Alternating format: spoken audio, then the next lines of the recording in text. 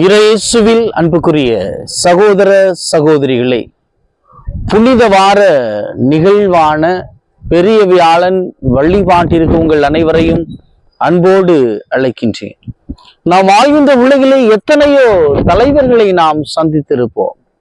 சில தலைவர்களோடு நமக்கு சில அனுபவங்கள் இருந்திருக்கும், அவர்களோடு பயணித்த அனுபவங்கள். ஆனால் பெரும்பான்மையான நேரங்களில் இந்த தலைவர்கள் எல்லாம் என்ன நினைக்கிறார்கள் என்றால், தங்களுக்கு கீழ் இருப்பவர்கள் பணியாளர்கள் தங்களின் கீழ் அதிகாரத்தோடு தான் இவர்களை அடக்கி ஆள வேண்டும் என்று ஒரு அதிகார தோரணையோடு தங்கள் பணியாளர்களை இவர்கள் ஆட்சி செய்பவர்களாக இருக்கின்றார்கள். பல தலைவர்களோடு நாம் பயணித்திருப்போம். ஆனால் இவர்கள் சில நுணுக்கங்களை தன்னுடைய பணியாளர்களுக்கு கற்றுக் கொடுப்பது கிடையாது. இவர்கள் பெரும்பான்மையான நேரங்களில் பணங்களுக்கும் சொத்துக்களுக்கும் ஆடம்பரங்களுக்கும் அதிகாரத்திற்கு முக்கியத்துவம் கொடுத்து தங்களிடம் இருக்கின்ற அந்த பணியாளர்களை ஒரு அதிகார வர்க்கத்தோடு ஆணவ வர்க்கத்தோடு ஆட்சி செய்பவர்களாக இருந்து கொண்டே இருக்கின்றார்கள். பண்டைய காலங்களிலே பார்க்கின்ற ஒரு குருகுல கல்வி முறை என்ற ஒரு கல்வி முறை உண்டு. இந்த கல்வி முறை எப்படி இருக்கும் என்றால், ஒரு குருவிடம் சென்று ஒருவர் கற்று கொள்கின்ற போது இந்த குருகுல கல்வி முறையிலே இந்த கற்றுக் கொடுக்கின்ற இந்த ஆசான் அனைத்து வித்தைகளையும் கற்றுக் கொடுப்பது கிடையாது. மாறாக ஏதாவது ஒரு 2-3 வித்தைகளை தன்னுடைய பணியாளருக்கு சீடருக்கு இவர் கற்றுக் கொடுப்பது கிடையாது. ஏனென்றால் தன் குருவை விட இவன் மேலானவனாகி ஆகிவிடுவான் என்ற ஒரு பயம் அச்சம் இவருக்கு இருந்து கொண்டே இருக்கும். இதனால் என்ன நடக்கும் என்றால், அந்த ஆசான் இறந்த பிறகு அந்த வழிமுறைகள் அவரோடு சில வழிமுறைகள் அழிந்து விடுவதாக இருக்கின்றது. அல்லது பல தலைவர்கள் இன்று என்ன நடைமுறையை கற்று வைத்திருக்கிறார்கள் என்றால், தனக்கு பின் தன்னுடைய குடும்பம் மட்டும் வாழ வேண்டும், தன்னுடைய சந்ததி மட்டும் வாழ வேண்டும், தன்னிடம் இருக்கின்ற பணியாளர்கள் வாழக்கூடாது என்ற ஒரு சிந்தனை மேலாதிக்கத்தோடு வாழ்பவராக இருக்கின்றார்கள். ஆனால் இங்கே ஒரு தலைவன் என்பவன் தன்னுடைய பணியாளர்கள் வாழ வேண்டும், தனக்கு பின் தன்னுடைய பணி இந்த உலகிலே தொடர்ந்து நடக்க வேண்டும் என்று ஒரு சிந்தனையுடையவராக இருக்கின்றார். எனவே இவர் பாவிகளை அன்பு செய்பவராக இருக்கின்றார். புறந்தள்ளப்பட்ட மக்களுக்கு வாழ்வு கொடுக்க வேண்டும் என்று நினைப்பவராக இருக்கிறார். சமுதாயத்திலே ஓரங்கட்டப்பட்ட மக்களுக்கு வாழ்வை கொடுத்தவராக இருக்கின்றார். அத்தகைய மாண்புமிக்கு தலைவர் தான் இயேசு கிறிஸ்து. இந்த தலைவர் தன்னுடைய வாழ்விலே எதை சொன்னாரோ, எதை மக்களுக்கு கற்பித்தாரோ, அதை தன்னுடைய வாழ்விலே கடைபிடித்தார். அதை இந்த சமூகத்திலே அவர் செய்து காட்டினார். அத்தகைய மாபெரும் தலைவரின் இறுதி பயண நிகழ்விலே வாழ்விலே நாம் இன்று உடன் இருப்பவர்களாக பயணிக்க இருக்கின்றோம். அன்புக்குரியவர்களே, இந்த நாளிலே முதலாவதாக பார்க்கின்ற போது பாதம் கழுவும் சடங்கு முறை. பண்டைய காலங்களிலே மத்திய தரை கடலுக்கு கிழக்கே உள்ள பகுதியில் உள்ள நாடுகளிலே இந்த பாதம் கழுவும் சடங்கு இருந்தது. என்ன சடங்கு என்றால், ஒருவரை விருந்துக்கு அழைக்கின்ற போது அவரை உபசரிக்கும் முன்பு இந்த பாதம் கழுவி அவர்களை கால்களை கழுவி விட்டுதான் அந்த வீட்டிற்குள்ளே உணவு அருந்த செல்ல வேண்டும். ஆனால் இங்கே ஒரு தலைவர், அந்த தலைவர் என்பவர் தன்னுடைய சீடரின் பாதங்களை கழுவி தான் ஒரு பணியாளர் என்பதை நிரூபிப்பவராக இருக்கிறார். தலைவன் என்பவன் மக்களுக்கு தொண்டாற்றுவதற்காகவே இருக்கிறார் என்பதை இயேசு இங்கே பாதம் கழுவுவதன் வழியாக இந்த உலகிற்கு நிரூபிப்பவராக இருக்கிறார். நாம் வாழ்கின்ற உலகிலே இந்த தலைவர்களை பார்க்கின்ற போது இந்த தலைவர்கள் என்ன செய்வார்கள்? சொகுசு கார்களிலும் ஆடம்பர பங்களாக்களிலும் இருந்து கொண்டு தன்னுடைய தொண்டர்களை அவர்கள் தெருக்களில் இன்று வேலை செய்ய வைத்துக் கொண்டிருக்கிறார்கள். இவர்கள் வாழ்விலே வழிகளை வேதனைகளை ஒன்றும் தெரியாமல் இவர்கள் ஆடம்பரமாக உல்லாசமாக இருந்து கொண்டே இருக்கின்றார்கள். ஆனால் இவர்களுக்கு கீழ் வேலை செய்கின்ற அந்த அடிமட்ட பணியாளர்கள் தெரு ஓரங்களிலே கட்சிகளுக்காக இவர்கள் பாடுபட்டு உழைத்து தங்கள் உயிரை கூட சில நேரங்களில் கொடுப்பவராக இருக்கின்றார்கள். இங்கே இயேசு அவராகவே இறங்கி வந்து களத்திலே அவர் வேலை செய்பவராக இருக்கின்றார். ஒரு தலைவன் என்பவன் இப்படித்தான் இருக்க வேண்டும் என்பதை இங்கே இயேசு நிரூபிப்பவராக இருக்கின்றார். ஒரு சில தலைவர்கள் என்ன செய்கிறார்கள் என்றால், பதவிக்காக சில நேரங்களிலே மக்கள் பார்க்க வேண்டும் என்பதற்காக இறங்கி வந்து வேலைகளை செய்து கொண்டு விளம்பரங்களுக்காக தங்களை பிரபலப்படுத்துபவர்களாக இருக்கின்றார்கள். இவர்கள் உடல் அளவிலே நாங்கள் இப்படியெல்லாம் இருக்கின்றோம், இப்படியெல்லாம் வாழ்கின்றோம் என்று வாழ்க்கை முறையை மக்களுக்கு விளம்பரப்படுத்தி காட்டுபவர்களாக இருக்கின்றார்கள். ஆனால் இவர்கள் மனதளவிலே இவர்களுக்கு ஆணவமும் கர்வமும் இருந்து கொண்டே இருக்கின்றது. இயேசு இன்று கூறுகிறார், உங்களுக்கு உடல் அளவிலே விட மனதளவிலே தாழ்ச்சி என்பது வேண்டும் என்பதை அவசியமாக காட்டுகிறார். நான் உங்களுக்கு செய்தது போலவே நீங்கள் மற்றவருக்கு செய்யுங்கள் என்று யோவான் நற்செய்தி 13வது அதிகாரம் 15வது வசனத்திலே இயேசு தெள்ள தெளிவாக கூறுகிறார். தன்னுடைய சீடர்களாகிய உங்களுக்கு நான் என்ன செய்தேனோ அதையே நீங்கள் மற்றவர்களுக்கு செய்ய வேண்டும் என்று கூறி தாழ்ச்சியின் அடையாளமாக எடுத்துக்காட்டாக இயேசு இன்று தன்னுடைய சீடர்கள் முன்பு இருக்கிறார். நம் மனதிலே மற்றவர்களை பற்றி ஆணவம், பொறாமை, வண்ணம் இருக்கக்கூடாது என்று கூறி மன்னிப்பு கொடுக்கக்கூடியவர்களாக, பரிவை கொடுக்கக்கூடியவர்களாக, அன்பை கொடுக்கக்கூடியவர்களாக இருக்க வேண்டும். அதற்கு நீங்கள் முதலில் என்ன செய்ய வேண்டும் என்றால், உங்களை நீங்கள் இறங்கி வந்து பணியாளர் என்ற முறையில் நீங்கள் மக்களுக்கு பணி செய்ய வேண்டும் என்று இருக்கிறார். இன்று இயேசு இந்த பாதம் கழுவும் சடங்கின் வழியாக கொடுக்கின்ற அழைப்பு இதுதான். தலைவர்களே, நீங்கள் சொகுசு அறைகளிலும் பங்களாக்களிலும் அமர்ந்து கொண்டு உங்களுடைய வேலைகளை மற்றவர்களை வைத்து வாங்கி கொண்டிருக்கிறீர்களே, என்றாவது ஒரு நாள் நீங்கள் வீதிகளில் வந்து நீங்கள் தாழ்ச்சியோடு வேலை செய்திருக்கிறீர்களா என்று சற்று சிந்தித்து பாருங்கள். தலைவன் பண்பில் இருக்கின்ற அத்தனை பேருக்கும் இயேசு கொடுக்கின்ற இந்த முதல் சவால் இதுதான். நான் என்னிடம் இருந்த சீடர்களை, பணியாளர்களுக்கு நான் முன்னுதாரணமாக களத்திலே இறங்கி நான் சமுதாயத்திலே ஒடுக்கப்பட்டவர்களுக்காகவும் புறந்தள்ளப்பட்டவர்களுக்காகவும் என்னையே கையளித்து நான் அவர்களுக்கு முன் உதாரணமாக எடுத்துக்காட்டாக இருந்தேன். நீங்கள் இன்று உங்களை கையளிக்க தயாராக இருக்கிறீர்களா என்று இயேசு இந்த பாதம் கழுவின் சடங்கின் வழியாக தாழ்ச்சியின் மகத்துவத்தை எடுத்து கூறி அவர்களுக்கு கற்பிப்பவராக இருக்கின்றார். இரண்டாவதாக இன்றைய நாளிலே நற்கருணையை ஏற்படுத்துகிறார்.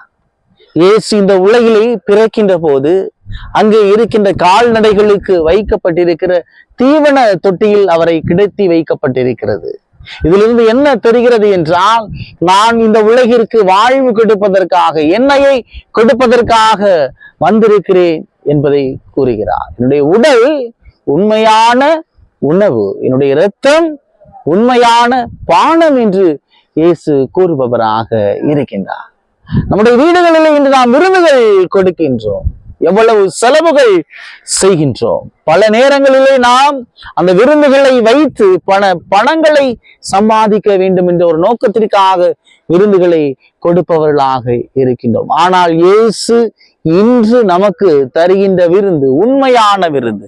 அவர் உடலை நமக்கு இன்று விருந்தாக தருபவராக ஏற்படுத்துகிறார். அதை இன்று ஏற்படுத்தி நீங்களும் இதை போல் உங்கள் வாழ்வை மற்றவர்களுக்கு கொடுக்க வேண்டும் என்று தன்னுடைய சீடர்களுக்கு கொடுக்கிறார். பழைய ஏற்பாட்டிலே பார்க்கின்ற போது இஸ்ராயல் மக்கள் என்ன செய்வார்கள் என்றால், ஆடுகளை பலி கொடுத்து தன்னுடைய வீட்டு நிலைகளை தெளிப்பவர்களாக இருக்கின்றார்கள்.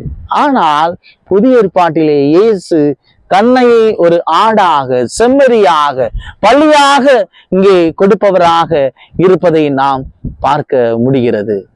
இன்று நம்மிலே வாழ்ந்த எத்தனையோ தலைவர்கள் பல போராட்டங்கள் வழியாக உயிரை கொடுத்திருக்கலாம். ஆனால் அவர்களுடைய பெயர்கள் எல்லாம் இன்று வரலாறில் பேசப்பட்டாலும் இயேசுனுடைய பெயர் இன்றும் வெகு விமரிசையாக பேசப்படுகிறது என்றால், அவர் தன்னுடைய உடலை உணவாக கொடுத்தார் என்றதற்காக. அன்பு உறவுகளே, இன்று அந்த நற்கருணைக்கு நாம் எவ்வாறு மரியாதை செலுத்துகின்றோம்? பல பேர் பார்த்தோம்னா கையில இப்படிதான் நீட்டுறாங்க, ஒரு மரியாதை இல்லாம கொடுக்கிறாங்க. நம்முடைய உடலுக்காக நாம் எவ்வளவு முக்கியத்துவம் கொடுக்கின்றோம்? நம்முடைய உடல் நன்றாக இருக்க வேண்டும் என்று நாம் எவ்வளவு ஆபரணங்களை பூசுகின்றோம், வாசனை திரவியங்களை பூசுகின்றோம், எவ்வாறு அழகுபடுத்துகின்றோம்? தான் வாழ்வு வரும் பொருட்டு, நாம் வாழ்வு வரும் பொருட்டு தன்னுடைய உடலை உணவாக தந்த இயேசுவின் உடலுக்கு நாம் இன்று எவ்வாறு மரியாதை செலுத்துகின்றோம்? அந்த உடலை நாம் வாங்குகின்ற போது, உட்கொள்கின்ற போது தகுந்த தயாரிப்போடு உட்கொள்கின்றமா என்பது இன்றைய காலகட்டத்திலே ஒரு கேள்விக்குறியாக இருக்கிறது. திரு அவை கூறுகிறது, வருடத்திற்கு ஒரு முறையாவது நல்லதொரு ஒப்புரவு அருட்சாதனம் செய்து நற்கருணை உட்கொள்ள வேண்டும் என்று. ஆனால் இன்று நம்மில் எத்தனை பேர் இதை கடைபிடிப்பவர்களாக நாம் இருந்து கொண்டே இருக்கின்றோம்? சில பேர் பார்த்தோம்னா பாதி பூசைக்கு தான் வருவாப்புல, ஆனா என்ன செய்வாங்க? நற்கருணை வாங்கி விடுவார்கள். அன்புக்குரியவர்களே, கத்தோலிக்க திருஅவையிலே நற்கருணை இல்லை என்றால் கத்தோலிக்க திருஅவை இல்லை. நற்கருணை தான் கத்தோலிக்க திருஅவையின் ஊற்றாகவும் உச்சமாகவும் ஆணி வேறாகவும் இருக்கின்றது. உடைய வாழ்க்கையில நீங்கள் ஆறுதல் தேடி பல இடங்களுக்கு செல்லலாம், ஆனால் அவையெல்லாம் ஏதோ கொஞ்ச நேரத்துக்கு தான் உங்களுக்கு மனசு நிம்மதியை தரும். உங்க உலகத்துல நீங்க நிலையான நிம்மதி, உண்மையான நிம்மதி, ஆறுதலை தர வேண்டும் என்றால் இந்த நற்கருணை இயேசுவிடம் நீங்கள் முழந்தால் படியிட்டு 1 மணி நேரம் அமர்ந்து ஜெபிக்கின்ற போது இந்த உலகத்திலே எதுவும் தர முடியாத நிம்மதி, ஆறுதலை இந்த நற்கருணை இயேசு தருவார். அத்தகைய மாண்புமிக்க மகத்துவமிக்க நற்கருணையை தான் இன்று இயேசு நமக்கு ஏற்படுத்தி அவர் உடலை நமக்கு தருபவராக இருக்கின்றார். மூன்றாவதாக குருத்துவத்தை ஏற்படுத்துகிறார். தனக்கு பின் இந்த பணி இந்த உலகிலே தொடர வேண்டும் என்பதற்காக தன்னுடைய சீடர்களுக்கு அவர் கற்பிப்பவராக இருந்து குருத்துவத்தை ஏற்படுத்துபவராக இருக்கிறார். அவர் அன்று ஏற்படுத்திய அந்த குருத்துவம் இன்றும் திருஅவை தொடர்ந்து நடைபெற்று கொண்டிருப்பதை நாம் பார்க்க முடிகிறது. பழைய ஏற்பாட்டிலே பார்க்கின்ற போது பல்வேறு இறைவாக்கினர் வழியாக மக்களை நல்வழி படுத்துபவராக இருக்கின்றார்கள். ஆனால் இந்த இறைவாக்கினர்கள் பல அரசர்கள் தங்களுடைய வாழ்க்கை நெறிமுறைகளை மக்களுக்கு கற்பிக்கின்றார்கள். அவர்கள் பல நேரங்களிலே கடைபிடிக்காமல் வாழ்ந்து கொண்டே இருக்கிறார்கள். ஆனால் இங்கு இயேசு எதை கற்பிக்கிறாரோ அதை தன்னுடைய வாழ்விலை கடைபிடிப்பவராக இருக்கின்றார். அவர் எதை கடைபிடிக்கிறாரோ அதை தன்னுடைய சீடர்களுக்கு கற்பித்து நீங்களும் இவ்வாறு வாழ வேண்டும் என்று தன்னுடைய சீடர்களுக்கு அவர் கற்பிப்பவராக இருக்கின்றார். இந்த குருத்துவம் என்று பார்த்தவுடன் இந்த நாளிலே குருத்துவம் என்பது ஒரு கேள்விக்குறியாக இருக்கிறது. இன்னும் ஒரு 10 ஆண்டுகளில் இந்த குருக்களாக போவதற்கு யாராவது வருவார்கள் என்றால் வீடு வீடா போய் தேடி அலையணும் போல இருக்கு. ஏனென்றால் இன்று நாம் என்ன நினைக்கின்றோம் என்றால், இன்றைய குழந்தையானது உயர்ந்த கல்வி நிறுவனங்களில் கல்வி கற்க வேண்டும் என்று பணங்களை அள்ளி நாம் தாரையாக பார்த்து கொண்டு இருக்கிறோம். என்னுடைய குழந்தை அந்த பதவிக்கு செல்ல வேண்டும், உயர்ந்த இடத்திற்கு செல்ல வேண்டும், பணம் சம்பாதிக்க வேண்டும் என்ற ஒரு எண்ணத்தோடு வாழ்ந்து கொண்டிருக்கிறோம். ஆனால் இன்று எத்தனையோ பேர் நாம் இறை பணிக்கு நம்முடைய குழந்தைகளை அர்ப்பணிப்பவர்களாக இருக்கின்றோம் என்பதை சற்று சிந்தித்து பார்ப்போம். நம்மள நிறைய பேர் சொல்லுவோம், சாமியாருக்கு என்ன கவலை, அவருக்கு மணி அடிச்சா சோறு கிடைக்கும் அப்படின்னு சொல்லி சொல்லுவோம். உங்க பிள்ளைய சாமியாருக்கு அமைச்சு விட்டுட்டு நீங்க இந்த வார்த்தை சொல்லுங்க பார்ப்போம். சில பேர் சொல்லுவாப்புல, அவன் பையன் சாமியாருக்கு போயிட்டான், அவளுக்கு என்ன கவலை, இனிமே வீடெல்லாம் பெருசா கட்டிடுவா அப்படின்னு சொல்லி. ஏன் உங்க பையன் அமைச்சு விட்டு நீங்க வீடு கட்ட வேண்டியதானே, ஏன் நீங்கள் அனுப்ப மாட்டீர்கள்? சற்று சிந்தித்து பார்க்கணும் மக்களே. இன்னைக்கு ஒரு குருவானவர் ஒரு பங்கிற்கு வருகிறார் என்றால் அவர் உங்களை நம்பி வருகிறார். இந்த மக்களை நம்பி செல்கின்ற போது இந்த மக்கள் என்னை நன்றாக பார்த்து கொள்வார்கள் என்று வருகிறார். தன்னுடைய தாய் தந்தை உடன் பிறந்தவர்கள் அனைத்தையும் விட்டுவிட்டு அவர் உங்களிடம் வாழ்வதற்காக வருகின்றார். ஆனால் பல நேரங்களில் நாம் அவரை தினம் தினம் சிலுவையில் அறைபவர்களாக இருந்து கொண்டே இருக்கின்றோம். நமக்கென்றால் ஒரு நியாயம், அவருக்கென்றால் ஒரு நியாயம். நாம் செய்தால் இந்த உலகில் நல்லது, ஆனால் அதே இது அவர் செய்தால் தவறு. அன்பு உறவுகளே, நாம் இன்று எந்த கண்ணோட்டத்தோடு குருக்களை பார்த்து கொண்டிருக்கிறோம்? குருக்களை உங்களுடைய பிள்ளைகளாக பாருங்கள். உங்களுடைய குழந்தைகள் ஏதாவது தவறுகள் செய்கின்ற போது நீங்கள் மன்னிக்கிறீர்கள். உங்களுடைய குழந்தைகள் தவறு செய்கின்ற போது சுட்டி காட்டுகிறீர்கள். ஆனால் குருக்கள் தவறு செய்கின்ற போது அவர்களிடம் சென்று நேரடியாக சுட்டி காட்டாமல் நம்ம என்ன செய்யறோம்? பின்னால தெருக்களில் அமர்ந்து கொண்டு பேசிக்கொண்டு குறை கூறுபவர்களாக இருந்து கொண்டே இருக்கின்றோம். அந்த குருவானவர் கண்ணீர் வடிக்கின்ற போது, அவருடைய மனது வேதனை படுகின்ற போது அவருக்கு என்று ஆறுதல் சொல்ல யார் இருக்கிறார் என்று யோசித்து பார்த்திருக்கிறீர்களா?